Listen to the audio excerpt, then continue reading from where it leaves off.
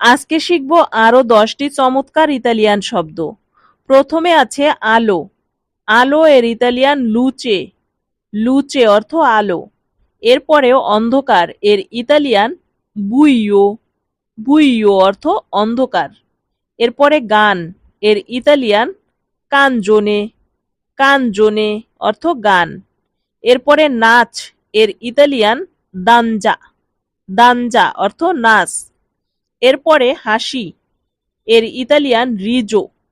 রিজো অর্থ হাসি। এরপরে কান্না এর ইতালিয়ান পিয়ান্তো।